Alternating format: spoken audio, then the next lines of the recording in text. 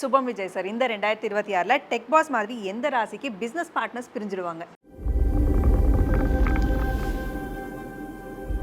அதாவது மேடம் கேட்டிருக்காங்க, tech pass மாதிரி யாரெல்லாம் பிஸ்னஸில் பிரிவாங்கன்னு. பிஸ்னஸ் ஆரம்பிக்கும் போது என்ன இருக்குன்னா, ஆசை இருக்குது அரசனாக அப்படின்னு நினச்சி ஆரம்பிச்சிட்டேங்க. ஆனால் பிரியும் போது தான் தெரியும் அம்சம் இருந்திருக்கு கழுத மேய்க்கன்னு. அப்போ அரசன் நினச்சி போய் கழுதையாக மாறின கதை தான் இப்போ நடக்க போகுது இந்த பிஸ்னஸில். அதில் முதல்ல பார்த்திங்கன்னா இந்த கடகராசி. ஏன் அப்படி இந்த கடகராசிக்கு வருதுன்னா, 2ஆம் இடத்துல கேது, 8ல் ராகு. அப்போ உங்களோட எதிர்பாலினர் சம்மந்தப்பட்ட விஷயத்தில் கருத்து வேறுபாடு, நீங்கள் ஒன்று சொல்கிறது அவங்க ஒன்று சொல்கிறது, உங்கள் கருத்து மற்றவருக்கு புரியாத மாதிரியும் பிடிக்காத மாதிரியும் இருக்க போகுது. 2ஆம் இடம் தாங்க பணத்தை சொல்லும். இந்த பணம் சம்மந்தப்பட்டதில் ரொம்ப கணக்கு வழக்குகள் பார்க்குற மாதிரி இப்போ இருக்கிறனால பிஸ்னஸ் பார்ட்னர்ஷிப் கொஞ்சம் பிரியற மாதிரி இருப்பாங்க. 7ஆம் அதிபதி பார்த்திங்கன்னா இப்போ 9ல் இருக்கார், அவரே 8ஆம் அதிபதி வேறு. அப்போ அந்த 7, 8, 9 கனெக்ஷன் வரும்போது சின்ன சின்ன பிரச்சனைகள் வரும். இந்த கடகராசி ஒரே ஒரு சூட்சமாக சொல்கிறேன் பாருங்கள்.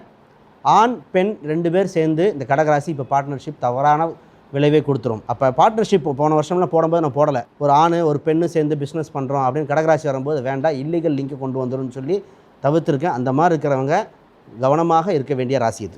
அடுத்து சிம்ம ராசி. இந்த ராசிக்கு பார்ட்னர்ஷிப் அப்படின்னால 7ஆம் இடம் ரொம்ப முக்கியங்க. அப்போ ஆல்ரெடி 7ஆம் அதிபதியான சனிக்கு 6ஆம் அதிபதி இவர் தான் 8ல் இருக்கார். கருத்து வேறுபாடு நிறைய வருது. நான் பெரியவனா நீ பெரியவனா, அதுக்கு காரணம் இவங்க ராசியில் இருக்கிற கேது. ரொம்ப குழப்பத்தை கொடுத்துருவார்.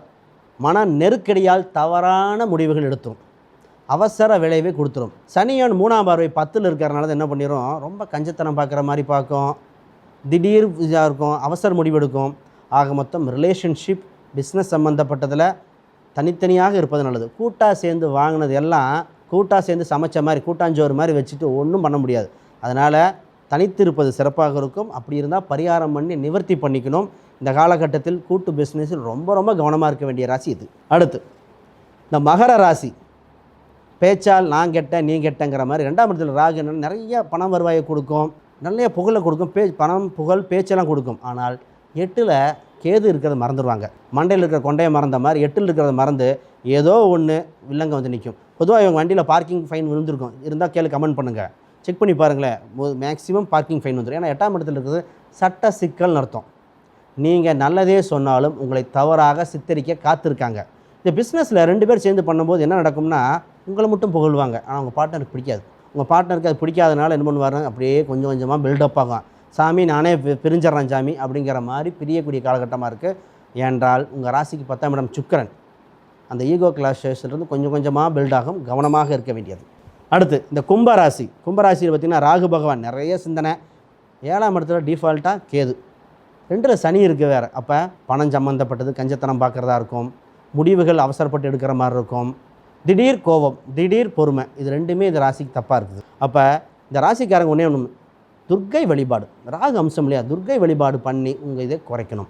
7ஆம் இடத்தில் இருக்கிற கேதுவுக்கு திருமணம் நடக்கின்ற 7ஆம் இடம் கல்யாணம், திருமணம் நடக்கின்ற விநாயகர் கோயில் எங்கே இருக்குன்னு பிடிச்சி. இப்போ கோவை வட்டார பகுதியில் பார்த்திங்கன்னா ஈச்சனார் கோயில் இருக்குது, இல்லை பாண்டிச்சேரி மணக்குள விநாயகர், இந்த மாதிரி ஒரு ஸ்தலத்துக்கு போயிட்டு நிவர்த்தி பண்ணால் மட்டும்தான் இருக்கும், இல்லைன்னா தனித்து பிஸ்னஸ் பண்ணுறது சிறப்பு.